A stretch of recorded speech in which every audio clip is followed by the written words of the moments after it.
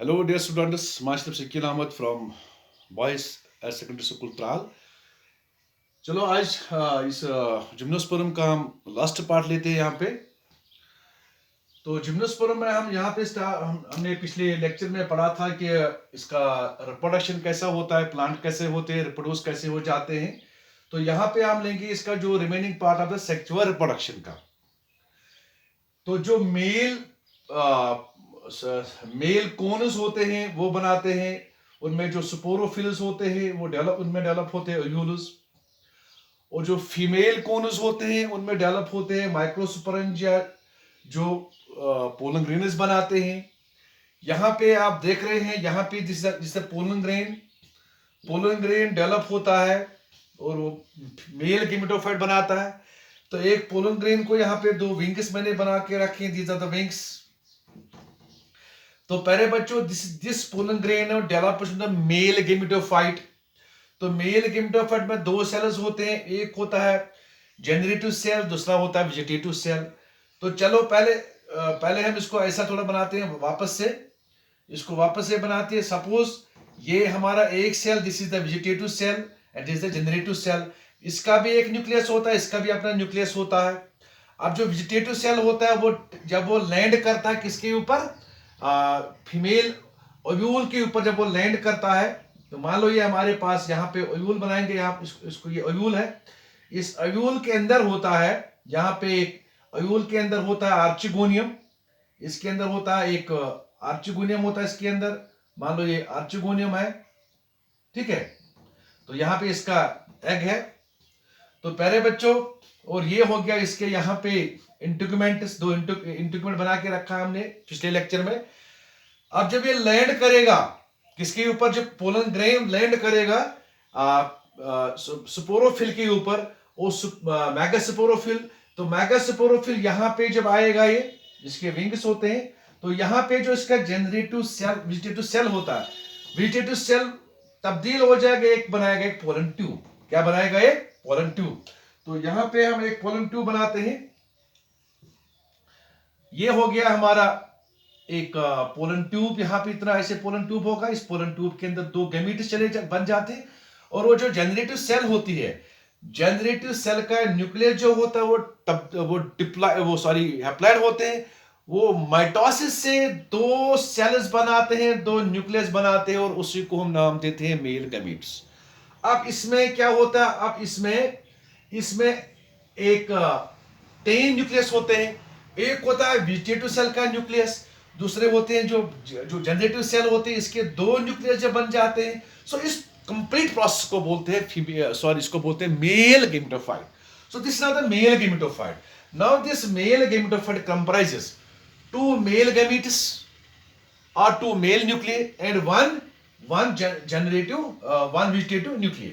So तो पहले बच्चों, अब जो ये मेल गैमीट्स होते हैं, अगर हम साइकास की बात करेंगे, साइकास में क्या होता है, इनमें जो मेल गैमीट होता है, हर एक गैमीट, इनमें होते हैं बाहर से फ्लैजिला।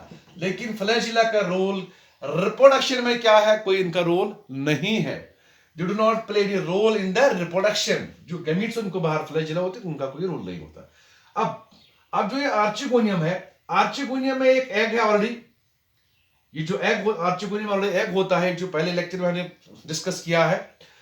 अब जो ये मेल गैमीट्स होते हैं, मेल गैमीट्स इस आर्चिगोनियम के अंदर चले जाते हैं।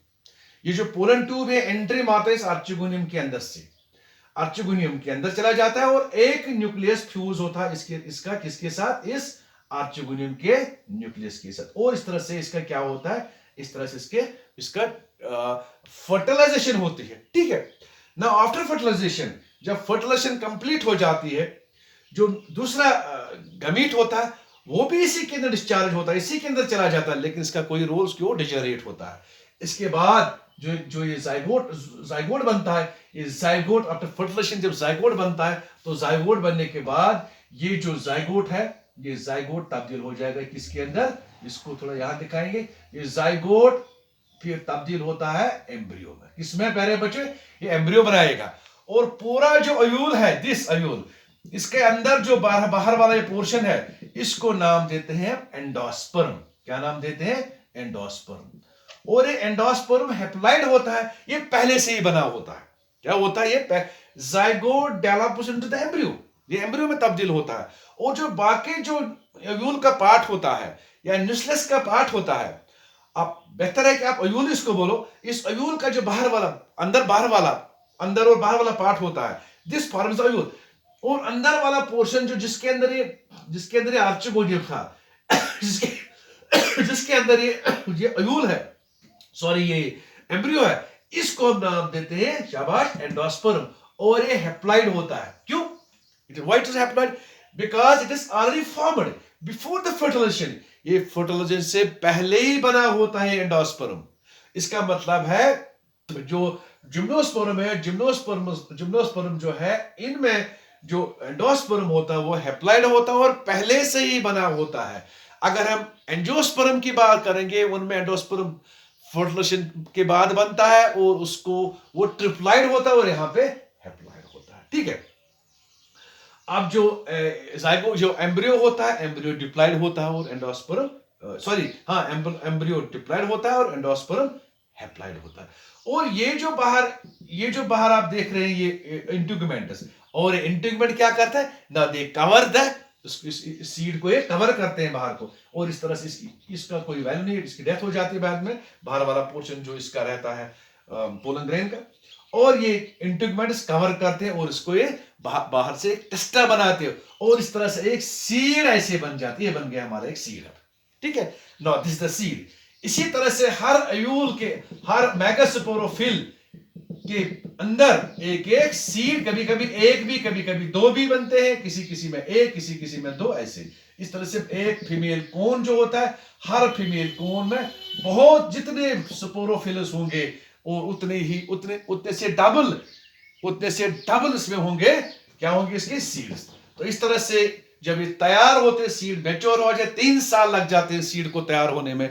जब ये सीड मैच्योर हो जाते, फिर ये जो फीमेल कोन या फीमेल स्ट्रॉबल ये भी तैयार हो जाती है, ये भी मैच्योर हो जाए और हार्ड बनता है, वुडी बनता है। लेकिन ये हैंगिंग होता है नीचे की तरफ, ये ऐसे हैंग होता है। इसके बाद ये जो स्पोरोफिल ऐसे खुल जाते हैं और सीड्स बाहर आते हैं, जमीन पे गिर के नए प्लांट्स, फिर जब उनको मॉइस्चर होता है, सूटेबल एनवायरमेंटल कंडीशंस मिलते हैं और ये नए प्लांट्स बना लेते हैं। ठीक है, सो this is all about this gymnosperm, कि जिम्नोस्पर्म प्लांट कैसे होते हैं, कैसे इनके स्टेम होता है, कैसे इनके लीव्स, कैसे रूट्स, और कैसे रिप्रोडक्शन करते हैं, कैसे जो टेरिडोफाइट्स में हेटेरोस्पोरी होती है, टेरिडोफाइट की हेटेरोस्पोरी कैसे डेवलप होते हैं, फिर जो सीड फॉर्मेशन में कैसे यहाँ पे सीड बन गए।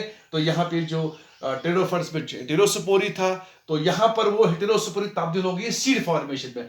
अब ये सीड है, ये नेकेड सीड है, so we call them as gymnosperms और अनकवर्ड सीडेड प्लांट्स। ठीक है।